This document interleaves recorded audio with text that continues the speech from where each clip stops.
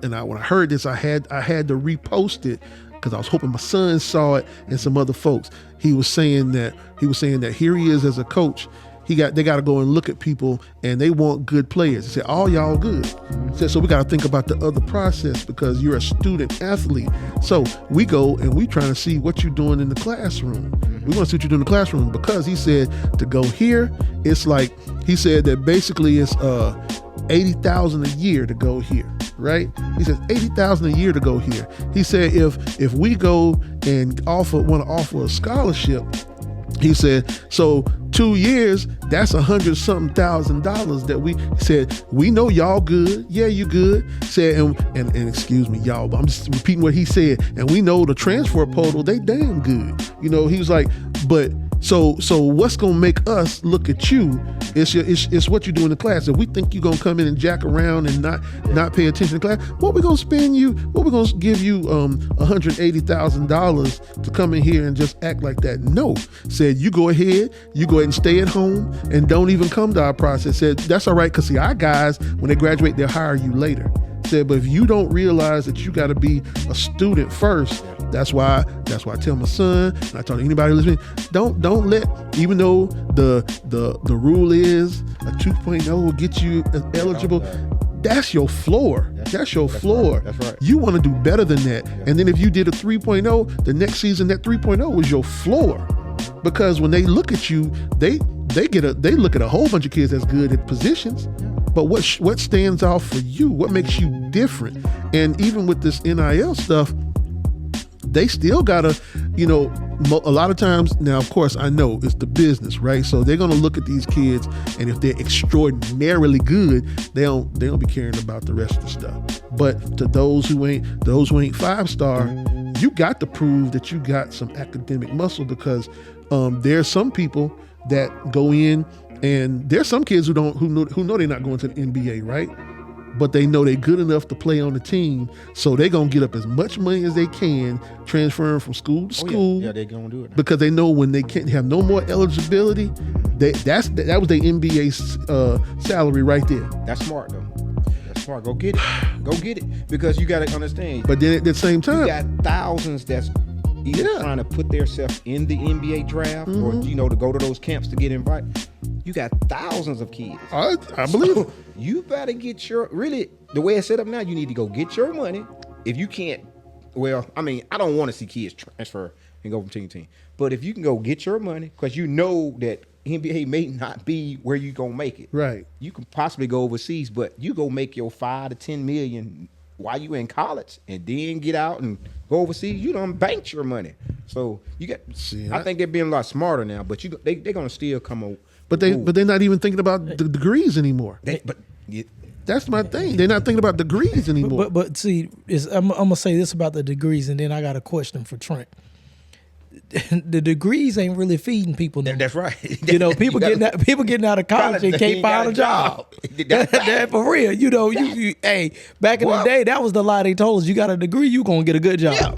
But now I gotta create jobs though. Go and create jobs. Well, AI sucking some of that up now.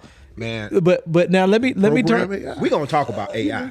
Program AI. Okay, hold on, Trent. I gotta ask you my question. We gotta talk about AI. Trent, now I want you to take this serious, man. Yes, sir. Listen to me. Yes, sir. You got about 4 years left in you, boy. Let's go get this money. 4 years left for me. College, boy. We can get you in college. You can run point guard. We can get this money right now. Well, I'm trying to get that NIL now.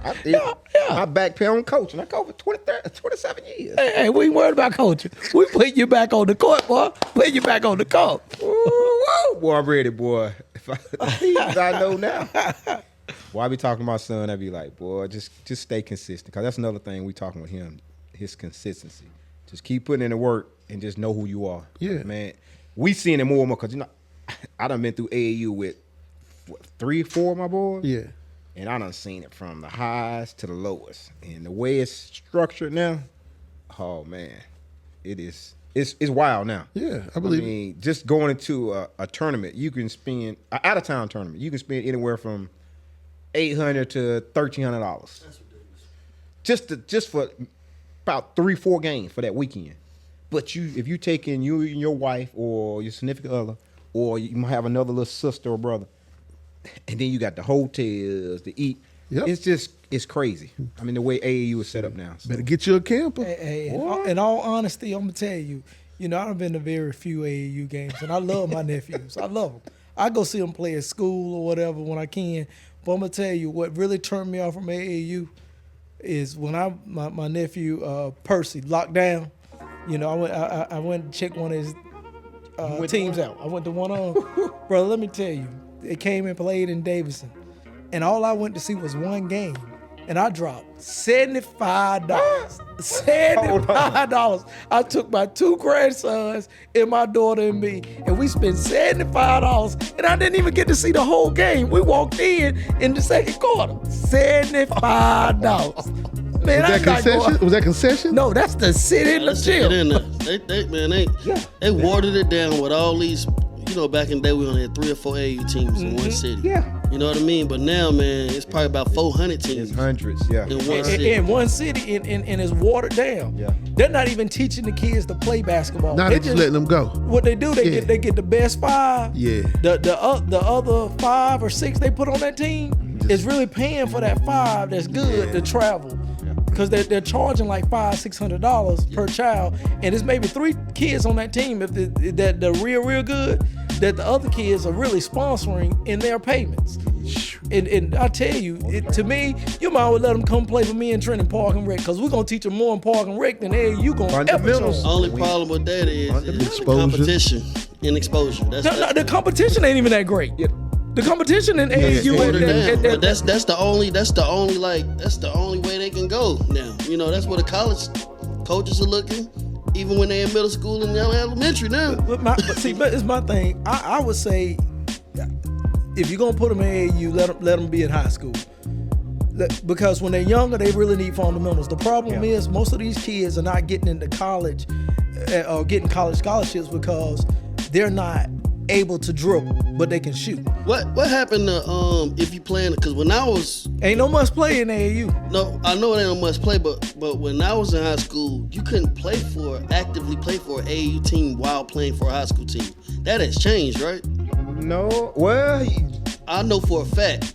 Don't they have See, off-season it's the all-star off-season teams? Them off-season all-star teams? See, it's the off-season part. See, you don't play at the same time.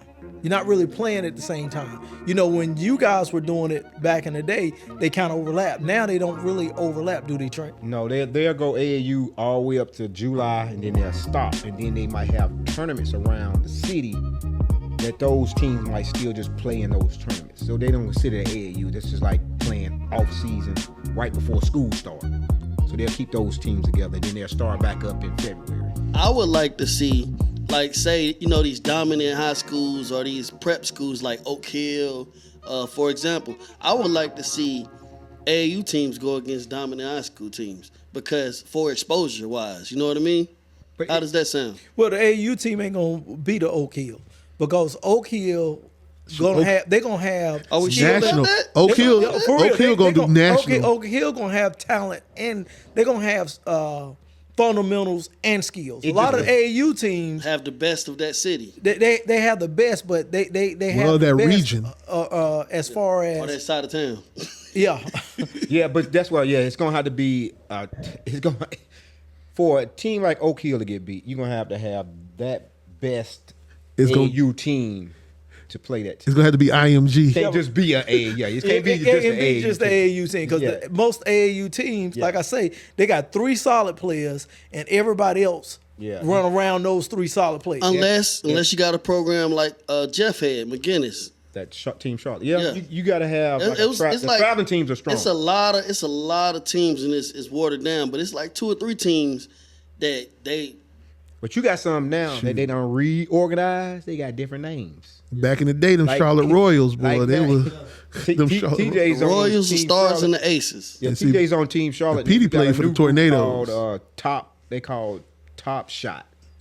That's a new team that's out. They got. I mean, we went and played at the team the center up in Indian Trail 2 weeks ago, and that team right there, when they brought out their players, we knew a lot of the kids, but it's just all of them done joined. So that's what made them stand out. Yeah. Because that kid was on that team, They done combined, so it makes their team the team now. Right. So it's like almost like colleges now. They switching teams. Yeah. And loading up. And AAU been doing that because they would take somebody off the sideline and give him a jersey. I just seen him play on the other team. He play on the next team. He been done quit that team because they done lost. And look, and another thing, it's like even my son, we played last week down in Rock Hill. The team that they played was pretty much all Caucasian. You know, I ain't again. But they might have had 2 black kids on their team. But the way they played as a unit together, team ball, it beat out talent all day long. Yeah. So it's like you can get the talent, but if your kids don't have the fundamentals, man, running gun is all right. Yeah. When you playing street ball, but when you get to a team that know fundamentals, that when you line them up on the free throw line, hey, you remember that team Sabian we played? It was about an all-white team. He lined his people up on the free throw line. They didn't even go to the free throw line with Sabian and them. They went back over and talked to the coach. He was embarrassing me, and I was the coach. I was like, but he wasn't worried because the fundamentals was there. They was shooting. I'm gonna tell you, I done seen all the ages. Now I say AAU from now they go down. I think far down to third grade on up to I say 7th grade. They pretty much load up the kids with guards, the teams with guards, and they gonna play pressure defense. Now if you load it up with a lot of dog-like kids that's gonna be aggressive, you're gonna dominate. Yeah. Now when you go towards 7th, 8th, and 9th grade, going up to high school AAU, that's when it comes more fundamental. So that's when you can see which team is like gonna be the best team, because those teams will be loaded up with those type kids. But so it sounds like that the coaches at those lower levels is not doing a good job. No, they not because they just trying. That's why I think their hands might be tied. Their hands might be tied though, for real. Well, you ain't see, because I'm telling you one thing I don't like, and because I'm glad I'm not this type of parent. Y'all know football. Y'all know the type of parent I am, right? When y'all teach them, you got in our business. No, I'm just kidding. Well, I'm sorry. I had the camera. I'm gonna clip that. But one thing I don't do, I don't like to knock coaches. Like I say, and I like coaches that's gonna teach. I mean, I'm behind it. Yeah, of course. But the coaches that's out there just going to get, I done seen that type coach go just get all dogs. It's just gonna make his organization look good. That ain't coaching to me. No.